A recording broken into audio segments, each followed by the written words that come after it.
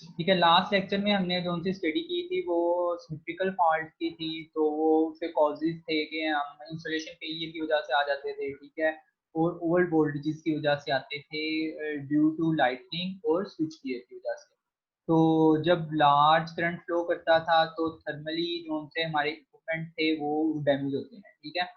तो इसका इफेक्ट क्या होता है कि बाइंडिंग और बस बार जो सी है हमारी, वो इसको सफर करती हैं फिर, ठीक है। तो अब जो उनसे अब हमारी सबसे पहले हमें क्या जरूरत पेश आती है कि जब जब भी फॉल्ट आता है तो हमें उसको सिस्टम से रिमूव करना होता है। तो उसके लिए जो उनसे हमारे पास एक्स्ट्रा हाई वोल्टेज उनसे इक्विपमेंट्स होते हैं, वो जो उनसे है ना डिजाइन करते हैं हम फॉल्ट को रिमूव करने के लिए। ऑलमोस्ट ये 2 साइकिल या 3 साइकिल के अंदर वो जो उनसे है ना फॉल्ट को रिमूव कर देते हैं, ठीक है। और वो 50 मिली सेकेंड्स के अंदर ऑपरेट करते हैं और 60 हर्ट्ज पे वो काम करते हैं, ठीक है। इसी तरह जो उनसे लो वोल्टेज प्रोटेक्शन में हमारे जो उनसे हैं जो सी इक्विपमेंट्स हैं वो 5 साइकिल से 20 साइकिल तक वो जो सा है वो उसके दरमियान ऑपरेट करते हैं। तो ये हमारा जो सा बेसिक जो सा हमने लास्ट टाइम स्टडी किया था उसका थोड़ा सा गैप था। और फिर हमने ट्रांजिएंट रिस्पॉन्स देखा था, उसका आरएल सर्किट था, उसमें हमने करंट की जो सी दोनों कंडीशंस को देखा था स्टेडी स्टेट में भी। और फिर जो सा ट्रांजिएंट इफेक्ट जो सा आता है करंट में इंडक्टर की वजह से, उसको भी हमने स्टडी किया था।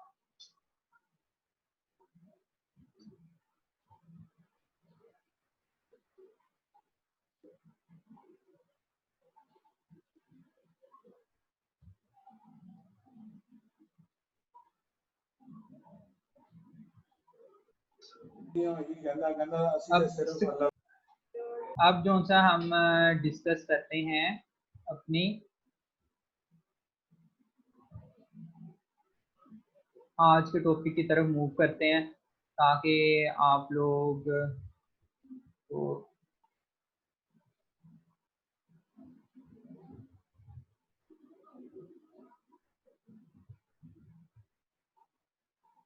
ठीक है, आज के टॉपिक की तरफ हम मूव करते हैं। तो हमारा जो सा आज का टॉपिक है वो सिंक्रोनस मशीन से रिलेटेड है। तो पहले सबसे पहले हम सिंक्रोनस मशीन का थोड़ा सा बैकग्राउंड ले लेते हैं, ठीक है। सबसे पहले अगर सिंक्रोनस मशीन की बात करें तो हमारे पास मशीन्स में जनरेटर्स भी आते हैं और मोटर्स भी आते हैं। जैसे जनरेटर्स होते हैं वो हम थर्मल पावर प्लांट्स में भी यूज करते हैं और हाइड्रल पावर प्लांट में भी उसको यूज करते हैं। और जब हम मोटर्स की बात करें तो ये पावर फैक्टर इम्प्रूवमेंट के लिए भी यूज करते हैं हम, और कांस्टेंट स्पीड लेने के लिए भी हम इसकी जो सी सिंक्रोनस मोटर्स को यूज करते हैं। तो बेसिकली जो सी हमारी सिंक्रोनस मोटर होती है वो सिंक्रोनस स्पीड पे मूव कर रही होती है, मतलब कांस्टेंट स्पीड पे वो मूव करती है। तो उसका रिलेशन ये बनता है हमारे पास सिंक्रोनस स्पीड का जो सा है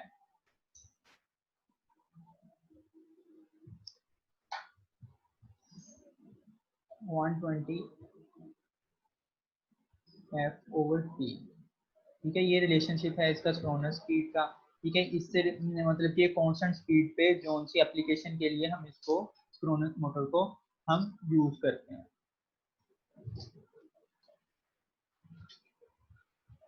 अब सिंक्रोनस मोटर में ईएमएफ कैसे इंड्यूस होती है, तो इसको थोड़ा सा डिस्कस कर लेते हैं, क्योंकि अगर हम अपने टॉपिक पे डायरेक्ट जाते हैं तो आप लोगों को उसकी भावना नहीं होगी, ठीक है। आप लोगों ने पता नहीं कब पढ़ा है सिंक्रोनस मोटर को, और नहीं पढ़ा तो आप लोग इसको एक दफा देख लीजिएगा इस टॉपिक को, जो उनसे है सिंक्रोनस मोटर और सिंक्रोनस मशीन के बेसिक प्रिंसिपल को आप स्टडी कर लें।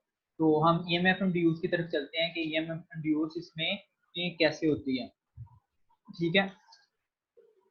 सबसे पहले जो सा है हम जो सा करंट जो सा है हम अप्लाई करते हैं रूटर पे, ठीक है। जो सा फील्ड करंट हम रूटर पे अप्लाई करते हैं। जब फील्ड करंट हम रूटर पे अप्लाई करते हैं तो हमारा फील्ड फ्लक्स प्रोड्यूस होता है, ठीक है। फील्ड फ्लक्स प्रोड्यूस होता है, तो ये जो सा हम करंट अप्लाई करते हैं ना रूटर पे, ये डीसी नेचर होता है, ठीक है। डीसी नेचर होता है, तो इसको जब फ्लक्स प्रोड्यूस होता है तो हमारा रूटर रोटेट करना स्टार्ट कर देता है। जब रूटर रोटेट करना स्टार्ट करता है तो ये हमारी 3 फेज स्टेटर वाइंडिंग को कट ऑफ करता है, ठीक है, इसकी वजह से हमारे पास ईएमएफ इंड्यूस होती है, ठीक है, सर्किट में, ठीक है। तो अब जो सा हमारा स्टेटर होता है ना, तो स्टेटर पे हम 3 फेज वोल्टेजेस डायरेक्ट अप्लाई करते हैं। तो मतलब एक तो हम स्टेटर पे वोल्टेजेस अप्लाई करते हैं 3 फेज, और सेकंड हम डीसी करंट जो सा है उसके रूटर पर अप्लाई करते हैं। तो इसी दो एप्लीकेशन की वजह से इसको डब्ल्यू एक्साइटेड मोटर्स भी, डब्ल्यू एक्साइटेड मशीन भी कहते हैं, ठीक है। तो इस तरह ईएमएफ इंड्यूस होती है। तो अब आगे हम इसके जोन से हैं इक्विवेलेंट सर्किट की तरफ मूव करते हैं।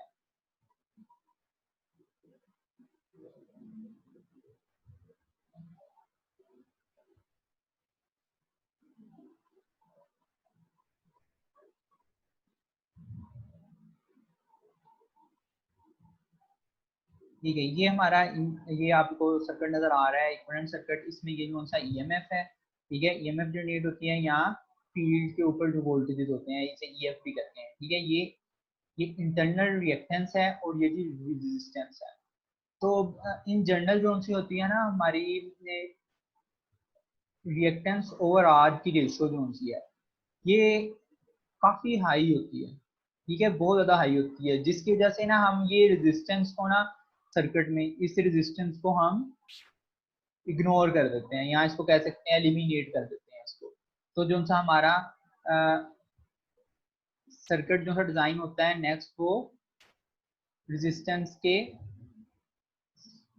इस तरह रेजिस्टेंस को हम एलिमिनेट कर देते हैं। तो हमारा जो सर्किट जो सा रिएक्टेंस बेस्ड सर्किट होता है, तो वो बेसिकली इसलिए करते हैं कि हम जो सा हमारा फॉल्ट करंट है ना उसको उसकी मैक्सिमम वैल्यू लेने के लिए हम रेजिस्टेंस को, और आई एफ की मैक्सिमम वैल्यू लेने के लिए हम रेजिस्टेंस को करते हैं शॉर्ट सर्किट कर देते हैं आई एफ मैक्सिमम लेने के लिए, ठीक है,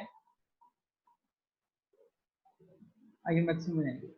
तो अब हम थोड़ा सा इसकी नो लोड डायग्राम की तरफ मूव करते हैं, ठीक है। जब रूटर जब हमारा रूटर रोटेट कर रहा होता है ना, तो हमारा जो सा फ्लक्स फील्ड फ्लक्स जो सा वो प्रोड्यूस होता है, और फील्ड फ्लक्स की वजह से फील्ड करंट जो सा हमारा सर्किट में मूव, फील्ड करंट जो सा मूव कर रहा है। बेसिकली जो सा फील्ड करंट अप्लाई करते हैं ये डीसी में होता है, ठीक है, इसकी वजह से फ्लक्स प्रोड्यूस होता है और उसकी वजह से हम जो सा है ईएमएफ इंड्यूस करते हैं, ठीक है। जब वो फ्लक्स स्टेटर वाइंडिंग के साथ कट ऑफ करता है तो फिर हमारी ईएमएफ इंड्यूस होती है। जो जो सी स्टेटर वाइंडिंग होती है ना वो 120 फेजर डिस्प्लेसमेंट पे हमारी प्लेस की जाती है, ठीक है, 120 फेजर डिस्प्ले। इसका मतलब ये है कि जो सा हमारा पर फेज डिफरेंस है ना वो 120 होगा। मतलब पहले फेज का एंगल अगर 0 है तो A2 मतलब सेकंड फेज का एंगल जो सा हमारा ऑटोमेटिकली 120 हो जाएगा, और फिर अगला 240 हो जाएगा। तो मतलब इस तरह फेजेस जो से हैं हम स्टेटर वाइंडिंग पे, क्योंकि फेजर भी स्टेटर वाइंडिंग पे अप्लाई करते हैं, तो इस तरह इसको प्लेस किया जाता है वाइंडिंग को। तो जो सी ईएमएफ जो सी हमारी स्टेटर में इंट्रोड्यूस होती है, मतलब कि हमारे स्टेटर में प्रोड्यूस होती है, तो वो जो सी है ना आई फील्ड के 90 डिग्री फेजर पे होती है, ठीक है, ये बेसिक है, ठीक है, ये 90 डिग्री फेजर पे होती है। तो हमारी जो सी लैगिंग ईएमएफ जो सी है उसकी डायरेक्शन इस तरह ऊपर को बनेगी, ठीक है, ये हमारी ईएमएफ इंड्यूस हो गई है।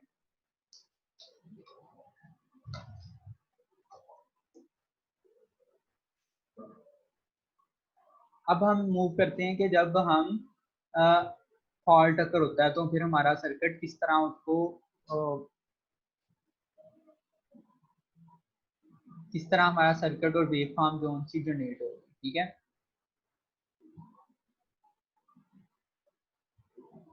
ये हमारा जो सा इक्विवेलेंट सर्किट था जो सा हमने तो ऊपर जो सा हमने रेजिस्टेंस को एलिमिनेट करके ये बनाया, ठीक है, ये रिएक्टेंस है, इनर रिएक्टेंस, ये ईएमएफ है, और ये हमारा फॉल्ट करंट है जो सा है, ये फॉल्ट करंट है, मतलब कि हमारा जो सा है फॉल्ट अकर हो गया है, ठीक है।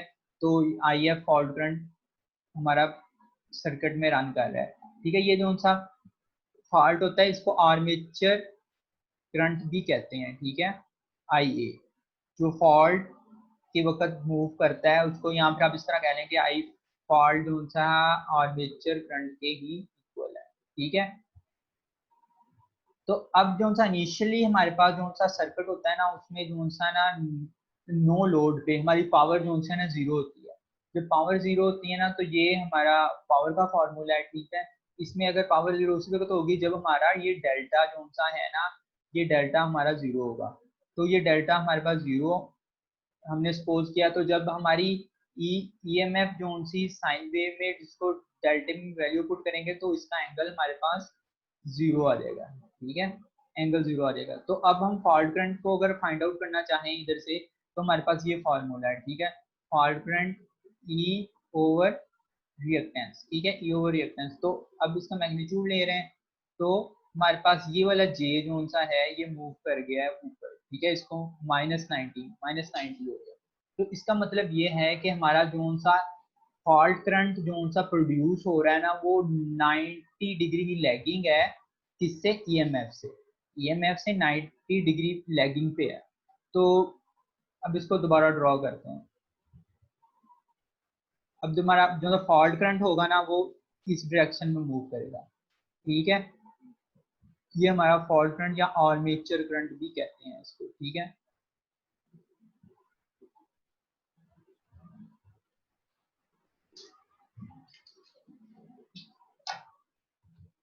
ठीक है, अब ये हमारे पास आर्मेचर फ्लक्स आ गया, ठीक है। अब हम इसको नीचे मैं आपको डायग्राम की तरफ मूव करता हूँ ताकि आप लोग इसको क्लियरली देख सको।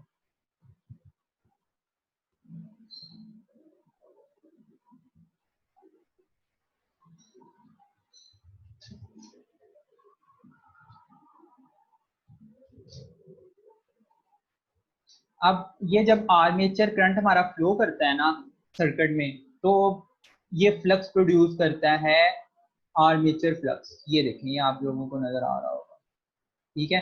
आर्मेचर फ्लक्स को जो सा प्रोड्यूस करता है, तो इसके वजह से ना डीमैग्नेटाइजिंग होती है। मतलब डीमैग्नेटाइजिंग ये है कि जो सा फील्ड फ्लक्स है ना, जो सा हमारा प्रोड्यूस हो रहा था, फील्ड फ्लक्स के ऑपोजिट डायरेक्शन में है, तो इसको ये मतलब डिक्रीज करने की कोशिश करेगा। तो इस इफेक्ट को डीमैग्नेटाइजिंग इफेक्ट कहते हैं, ठीक है। ये डिक्रीज करता है।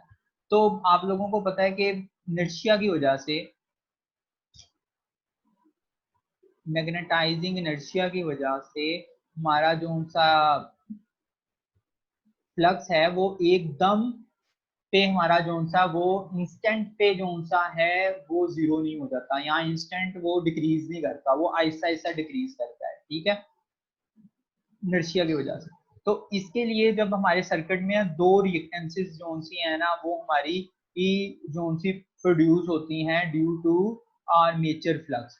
एक तो हमारी जो सी हमारी प्रोड्यूस होती है उसे कहते हैं damping, damping reactance.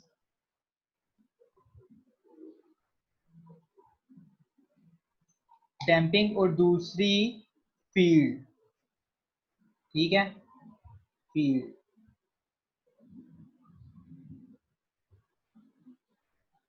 Field reactance जो सी हमारे पास दो ऐड हो गई, ठीक है। ये ड्यू टू डीमैग्नेटाइजिंग इफेक्ट को खत्म करने के लिए ना, ये दो जो सी हैं हमारे पास रिएक्टेंसेस ऐड होती हैं, और जिसकी वजह से फ्लक्स ऐड होते हैं, ठीक है। दो फ्लक्स ऐड होते हैं। ये बेसिकली करते क्या है कि ये जो उनसे हमारे पास आई एफ होता है ना, आई एफ या आई एफ और सिग्मा फ्लक्स जो उनसी है फील्ड फ्लक्स, आई एफ और फील्ड फ्लक्स को ना ये कम करने की कोशिश करते हैं।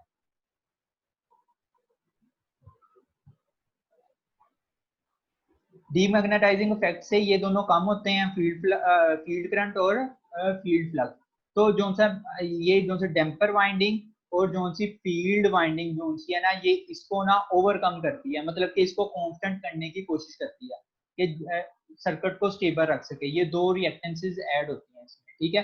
तो इसका इक्विवेलेंट सर्किट हम देखें तो ये बन जाएगा, ये ईएमएफ, ये इंटरनल रिएक्टेंस, ठीक है। इसके बाद आर्मेचर रिएक्टेंस, ठीक है। आर्मेचर रिएक्टेंस जब बनती है, ठीक है, जब हमारा आर्मेचर करंट फ्लो करता है फॉल्ट की वजह से, तो उसी के वजह से हमारा डैम्पिंग वाइंडिंग ऐड होती है, ठीक है। डैम्पिंग रिएक्टेंस और फ्लक्स ऐड होता है। तो इसी तरह फिर हमारी डैम्पिंग फील्ड फ्लक्स जो उनसे ऐड होता है, ठीक है। इसको डैम्पिंग डीडब्ल्यू फ्लक्स कह सकते हैं आप इसको, और इसको कह सकते हैं फील्ड फ्लक्स, ठीक है। ये दो ऐड होते हैं हमारे आर्मेचर फ्लक्स की वजह से, ठीक है। जब करंट फ्लो करता है, फॉल्ट करंट फ्लो करता है, तो आर्मेचर फ्लक्स प्रोड्यूस होता है। आर्मेचर फ्लक्स की वजह से हमारा जो सा है, हमारा फील्ड फ्लक्स जो सा डीसी की वजह से हमने प्रोड्यूस किया था, उसको अफेक्ट करता है, डीमैग्नेटाइज। तो इस इफेक्ट को खत्म करने के लिए हमारे पास दो जो से फ्लक्स प्रोड्यूस होते हैं, एक डैम्पिंग फ्लक्स, ठीक है, और एक फील्ड फ्लक्स, ठीक है। ये देखेंगे, अगर वेवफॉर्म देखें तो ये अगर डायग्राम देखें ये वाली, तो इसमें आप लोगों को नजर आ रहा होगा कि फाई डी डब्ल्यू ये है डैम्पिंग फ्लक्स और ये फील्ड फ्लक्स है। तो इस जो से फेजर डायग्राम में अगर आप देखेंगे, फील्ड फ्लक्स जो सा ना दो जगह ऐड हो रहा है, एक ये ऊपर जो सा है और एक ये नीचे है। ये जो सा नीचे वाला है ना, ये फाई डी, ये डीसी है, डीसी कॉन्स्टेंट जो सा हमने रूटर पे अप्लाई किया था स्टार्ट में, ठीक है। रूटर पे जो सा हमने खुद अप्लाई किया था रूटर को रोटेट कराने के लिए, ठीक है, ये डीसी है। और ये जो से हैं आर्मेचर फ्लक्स जो सा हमारा फॉल्ट की वजह से प्रोड्यूस हुआ है, ये हमारा एसी नेचर है, ठीक है। ये हमारा एसी नेचर है, और इसी वजह से हमारे ये दो फ्लक्स प्रोड्यूस हुए हैं। तो ये दोनों भी एक फील्ड फ्लक्स और जो सा डैम्पिंग फ्लक्स हमारा हमारे दोनों हैं, ये एसी इन नेचर है, ठीक है। तो हमारा जो सा इक्विवेलेंट सर्किट बना हमारा फॉल्ट के बाद, वो कुछ इस तरह का बन गया, ठीक है। ये आप लोगों को नजर आ रहा है। चलिए अब हम मूव करते हैं अपने टॉपिक की तरफ।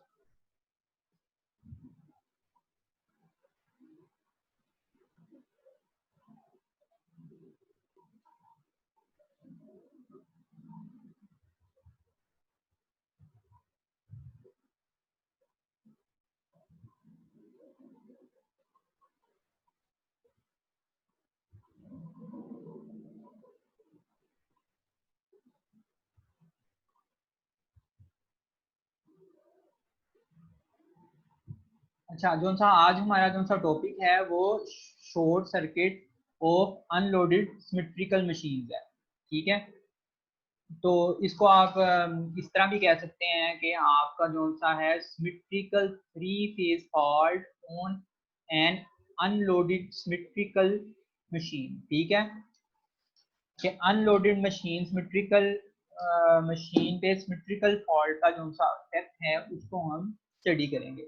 तो ये शॉर्ट सर्किट इफेक्ट है, जब फॉल्ट आता है तो शॉर्ट सर्किट होता है, तो इसलिए इसको हम शॉर्ट सर्किट भी कह सकते हैं। तो हमारा जो सा इक्विवेलेंट सर्किट हमने डिस्कस किया है, जो सा हमने फॉल्ट अक्कर जब हुआ तो हमारा इक्विवेलेंट सर्किट बना, और डीमैग्नेटाइजिंग इफेक्ट की वजह से हमारे जो सी दो वाइंडिंग्स हमारी ऐड हुई, जिनको हमने देखा कि एक जो सी है हमारी डैम्पर वाइंडिंग थी, ठीक है, डैम्पर वाइंडिंग ऐड हुई, और एक फील्ड वाइंडिंग ऐड हुई, और ये आर्मेचर जोन सी है वाइंडिंग है, जोन सी फॉल्ट करंट की वजह से हमारी प्रोड्यूस हुई। मतलब बेसिकली हमारा जो सा है,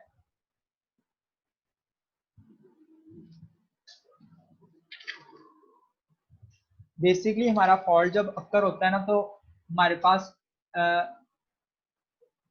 मतलब ये हमारा फॉल्ट अक्कर हो गया, ठीक है। फॉल्ट अगर होता है तो हमारा सबसे पहले आर्मेचर फ्लक्स प्रोड्यूस होता है, या आर्मेचर फ्लक्स प्रोड्यूस होता है तो उसकी वजह से डीमैग्नेटाइजिंग होती है, ठीक है, क्योंकि ये रिपेल करता है फील्ड फ्लक्स को। तो जब ये रिपेल करता है तो हमारे पास दो और फ्लक्सेस ऐड होती हैं सर्किट में, ताकि हम फील्ड करंट को वो कांस्टेंट कर सकें, और वो है डैम्पिंग फ्लक्स और जो सा है फील्ड फ्लक्स, ठीक है। इन दोनों की वजह से जो फॉल्ट आता है, तो ये इसको अब हम एनालिसिस करेंगे। तो सबसे पहले मैं डिस्कस करना चाहूंगा कि इसकी तीन पार्ट्स होते हैं, ठीक है। जिस तरह हमने आर एल ट्रांजिएंट में देखा था वेव फॉर्म में, तो दो, एक तो हम ट्रांजिएंट इफेक्ट देख रहे थे वेव फॉर्म में। ये देखना आपको, एक मिनट, अगर मैं इसको आपको दिखा दूं, ठीक है, ये देखें, ये हमने आर एल सर्किट का जो था ट्रांजिएंट रिस्पॉन्स स्टडी किया था लास्ट लेक्चर में। तो फर्स्ट ऑफ ऑल तो हम इसमें देख रहे थे, ये हमारे पास था स्टडी, ये वोल्टेजेस, और स्टडी स्टेट करंट, ठीक है। स्टडी स्टेट करंट ये था। इसके बाद ये डीसी ऑफसेट था, ठीक है। डीसी ऑफसेट था और एंड रिजल्ट में हमने देखा था कि हमारा ट्रांजिएंट इफेक्ट जो उनका हमारा सर्किट पे क्या आ रहा है, वो ये था, ठीक है। दो मतलब कि दो हमारे पास कंडीशन थी, एक स्टेडी स्टेट कंडीशन थी और एक हमारे पास थी ट्रांजिएंट के एनालिसिस में जो सी हमारी वेव फॉर्म बनी थी। मतलब इस वेव फॉर्म को अगर बाय पार्ट्स करें तो ये ट्रांजिएंट इफेक्ट था और ये स्टेडी स्टेट इफेक्ट था जो इस डायग्राम में शो हो रहा है, ठीक है। इसी तरह अगर हम आज के टॉपिक में बात करें तो हमारे पास हम तीन किस्म की रिएक्टेंस को फाइंड आउट करेंगे, ठीक है। सबसे पहले हम रिएक्टेंस फाइंड आउट करेंगे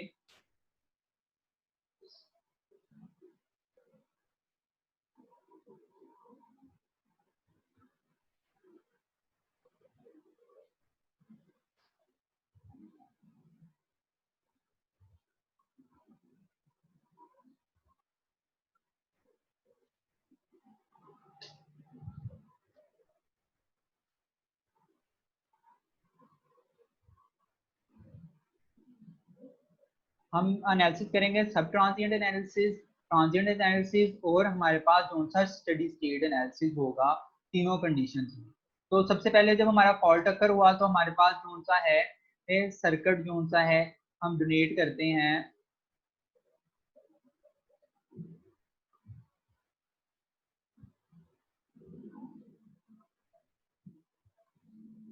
वो हमारे पास ये सर्किट हमारे पास जो सा हमारा जनरेट हुआ फॉल्ट होने के बाद। तो हम ये है हमारा सब ट्रांजिएंट जो सा हमारा टाइम, ठीक है। इसमें हमारी जो सी रिएक्टेंस हमारे पास आएगी वो इस सर्किट को हम जो सा सोल्व कर लेंगे, ठीक है। ये पैरेलल में है तीन रिएक्टेंसेस और ये जो सी सीरीज में है। तो हमारे पास क्या आएगा, ये आपको मैं ऊपर अगर दिखाऊं तो लीकेज रिएक्टेंस के साथ हमारी ये तीनों रिएक्टेंसेस हो जाएंगी। ये देखें, ये हमारे वाला, ठीक है। ये लीकेज रिएक्टेंस थी और ये तीन पैरेलल में थी, तो ये इस तरह 1/, बाकी तमाम रिएक्टेंसेस ऐड होगी। तो ये सब ट्रांजिएंट इफेक्ट में जो से हमारी रिएक्टेंसेस इस तरह ऐड होगी। तो सबसे पहला जो सा हमारा इफेक्ट होता है सब ट्रांजिएंट होता है, इसमें जो से ना हमारी रेजिस्टेंस हाई होती है, ठीक है। रेजिस्टेंस हमारी हाई होती है और इंडक्टेंस जो सी है ना वो लो होती है। तो जब हमारा टाइम कांस्टेंट की बात करें ना, हम टाइम कांस्टेंट हमारा आपको पता है आप इक्वल होता है एल ओवर आर के, ठीक है। तो हमारा टाइम कांस्टेंट जो सा हमारा रेजिस्टेंस हाई होने की वजह से टाइम कांस्टेंट जो सा हमारा लेस होता है। तो ये टाइम कांस्टेंट लेस आप लोग आगे वेवफॉर्म आप लोगों को मैं दिखाऊंगा तो आप लोगों को पता लग जाएगा ये टाइम कांस्टेंट लेस की क्या मतलब कि किस तरह अफेक्ट कर रहा है हमारे सर्किट को।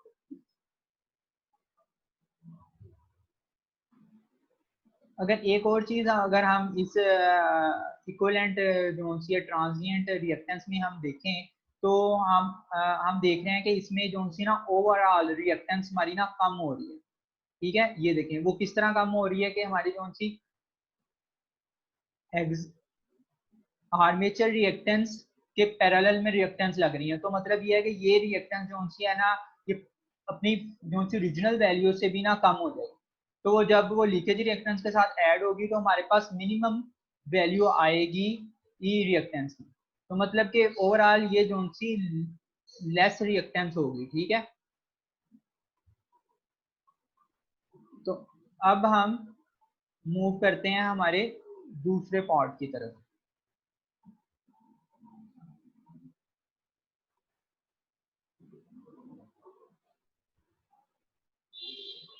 ठीक है, ये हमारा अब दूसरी कंडीशन हमारे पास ये है कि हम जब हम फॉल्ट टक्कर होता है ना तो हमारा जो सा डीमैग्नेटाइजिंग इफेक्ट होता है, तो उसकी वजह से हमारा जो सा डैम्पर वाइंडिंग और फील्ड वाइंडिंग जो सी हमारी ऐड होती है, ठीक है।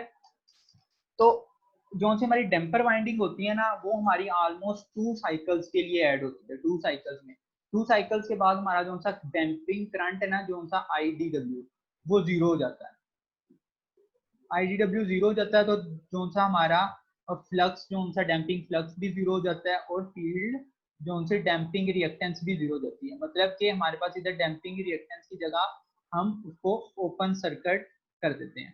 ठीक है, जब ओपन सर्किट हो जाता है हमारा, ठीक है, ये हमारा ओपन सर्किट हो गया, तो हमारे पास जो सा सर्किट जो सा है ट्रांजिएंट रिएक्टेंस के लिए हमारे पास ये रह गया। ठीक है, ये सर्किट हमारे पास रह गया। तो इसकी जो सी रिएक्टेंस अगर हम फाइंड आउट करें तो हम इसको इस तरह कर सकते हैं। ठीक है, ये इस तरह आ गया, तो ये लीकेज रिएक्टेंस है, ये लीकेज रिएक्टेंस आ गई, और इसके साथ हम एड अप कर देंगे ये पैरेलल में जो सी रेजिस्टेंस है। ठीक है, पैरेलल में रेजिस्टेंस आपको पता है कि इस तरह एड अप करते हैं कि 1/x a आ जाएगा और प्लस हो जाएगा 1/xl। ठीक है, ये इस तरह एड अप होगी। तो ये रिएक्टेंस जो सी है हमारे पास, ये हमने ये फाइंड आउट कर ली। ठीक है, ये अच्छा, अब ये जो सी हमारे पास रिएक्टेंस है, ये जो सी पहली रिएक्टेंस से हमारे पास हाई होगी। ठीक है, बड़ी होगी, क्योंकि हमारे पास पैरेलल में एक रिएक्टेंस जो सी है वो चली गई है, तो इसकी वजह से ये दोनों आपस में मल्टीप्लाई होके ये पहली वाली से बिग वैल्यू बनेगी। तो मतलब ये रिएक्टेंस हमारी हाई होगी डैम्पिंग रिएक्टेंस से हमारी जो सी है फील्ड रिएक्टेंस। अब जो ट्रांजिएंट में, ये सब ट्रांजिएंट की बात कर रहा हूँ मैं, क्योंकि सबसे पहला केस था, और ये ट्रांजिएंट की बात कर रहा हूँ मैं, जो सा दूसरा केस है। ठीक है, इसमें जो सी हमारी रिएक्टेंस ज्यादा है, बाई इक्वेशन भी हमने इसको देख लिया। ठीक है, अब हम मूव करते हैं अपने तीसरे सर्किट की तरफ। ठीक है, ये ठीक है, अब ये होता है कि जब हमारा 2 to 3 साइकिल्स और हमारे मूव करते हैं, ठीक है, तो हमारी जो सी है ना फील्ड वाइंडिंग भी ओपन सर्किट हो जाती है। ठीक है, इसमें क्या होता है कि हमारी जब फील्ड वाइंडिंग और हमारी जो सी डैम्पर वाइंडिंग ओपन होती है, तो हमारे पास रिमेनिंग सर्किट ये बच जाता है, ये लीकेज, और ये जो सी हमारी है जो सी आर्मेचर रिएक्टेंस। ठीक है, ये दोनों, अब इसका जो सा हमारी रिएक्टेंस सबसे हाई होगी, और ये रिएक्टेंस हमारे पास होगी कि XL प्लस XA। ठीक है, ये रिएक्टेंस हमारे पास आ गई। तो इन शॉर्ट हमारे पास जो एक्सप्रेशन आ गया इन तमाम रिएक्टेंस का तीनों स्टेट्स में, वो इस तरह आ गया। ये देखिए, ये रिएक्टेंस का फॉर्मूला आ गया। ठीक है, इसको आप इस तरह भी लिख सकते हैं, ये जिस तरह मैंने आप लोगों को बताया कि जो से ये स्टडी स्टेट, सब स्टडी स्टेट का तो सबसे कम रिएक्टेंस होगी। ठीक है, उसके बाद हमारी रिएक्टेंस होगी ये ट्रांजिएंट की। ठीक है, और उसके बाद हमारी रिएक्टेंस होगी, सबसे ज्यादा रिएक्टेंस होगी हमारी स्टडी स्टेट में। तो ये तीन कंडीशंस हैं हमने इसमें चेकआउट की हैं। ठीक है, अब मैं इसको थोड़ा सा आपको दोबारा एक दफा कर देता हूँ कि सबसे पहले हमारा जो सा फॉल्ट, जब फॉल्ट हमारा पर हुआ, तो हमारे पास आर्मेचर फ्लक्स प्रोड्यूस हुआ। आर्मेचर फ्लक्स जो सा है वो डीमैग्नेटाइजिंग इफेक्ट को इंट्रोड्यूस कराता है। जब डीमैग्नेटाइजिंग इफेक्ट होता है, तो हमारा इंस्टेंट पे हमारा जो सा है, इंस्टेंट पे फील्ड फ्लक्स हमारा जो सा है उसको डिक्रीज नहीं करता ड्यू टू इनर्शिया। ठीक है, फिर हम जो उसकी वजह से दो रिएक्टेंसेस हमारे पास ऐड होती हैं सर्किट में, एक जो सी हमारी फील्ड रिएक्टेंस और सेकंड जो सी है डैम्पिंग रिएक्टेंस। ठीक है, ये एसी इन नेचर होती हैं, ये भी हमने डिस्कस कर लिया। और इसके बाद हमने इसकी तीनों स्टेट्स को के दरमियान रिएक्टेंस फाइंड कर ली। सबसे पहले सब ट्रांजिएंट में, दूसरा इनिशियल कंडीशन है हमारे पास फॉल्ट होने के बाद फौरन हमारे पास जैसे ही ये दो वाइंडिंग्स ऐड होती हैं, तो इसको हमने एक रिएक्टेंस को हमने देख लिया इसमें। ठीक है, तो सेकेंडली हमारे पास जो सी आती है ट्रांजिएंट में। ट्रांजिएंट में हमने क्या देखा कि हमारी जो सी डैम्पिंग वाइंडिंग है वो ओपन सर्किट हो जाती है। ठीक है, ओपन सर्किट हो जाती है, तो हमारे पास जो सी है रिएक्टेंस वो हमारे पास हायर हो जाती है विद कंपेयर टू सब ट्रांजिएंट से। ठीक है, ये ट्रांजिएंट में, ठीक है, ये हमारा सर्किट ये रह जाता है, और हमारी कौन सी है रिएक्टेंस, ये इस तरह हम उसको फाइंड आउट कर लेते हैं। तो थर्ड पार्ट में हमने देखा है कि उसको जो सा हमारा स्टडी स्टेट कंडीशन है, ये हमारी स्टडी स्टेट कंडीशन में सर्किट हमारा ने प्रोटेक्शन इक्विपमेंट्स ने हमारा जो सा सर्किट को जो सा जिसमें फॉल्ट आया था उसको हम उसने कट ऑफ कर दिया, तो हमारे पास सर्किट मीनिंग ये बचेगा। ठीक है, और हमारी कौन सी आर जो होगी वो इन दोनों को एड अप करेंगे तो हमारे पास रिएक्टेंस आ जाएगी स्टेडी स्टेट की। ठीक है, अब इसकी अगर हम वेवफॉर्म देखें, वेवफॉर्म एनालिसिस करें तो हमें सबसे पहले तो पता होना चाहिए कि कौन सा है। सबसे पहले कौन सी हमें ये पता है कि कौन सी हमारी कौन सी है कि रिएक्टेंस कौन सी है वो हमारी टाइम डिपेंडेंट है। ठीक है, टाइम डिपेंडेंट का मतलब ये है कि जब स्टार्ट में हमारा फॉल्ट आता है तो दो वाइंडिंग हमारी ऐड हो जाती है, उससे हमारी रिएक्टेंस कौन सी है वो मतलब बीइंग टाइम हमारी कौन सी रिएक्टेंस कौन सी चेंज हो रही है। ठीक है, फिर 2 साइकिल्स के बाद हमारी रिएक्टेंस और हो रही है, फिर स्टेडी स्टेट में हमारी रिएक्टेंस और है, और हमारी कौन सी है कौन सी सब ट्रांजिएंट में हमारी रिएक्टेंस चेंज हो रही है। तो सबसे पहले तो हमें ये पता है कि रिएक्टेंस चेंज हो रही है। अब रिएक्टेंस चेंज होने की वजह से इफेक्ट क्या करता है, तो ये देखें अगर हम करंट ड्रॉ करें आई, फॉल्ट करंट हमें पता है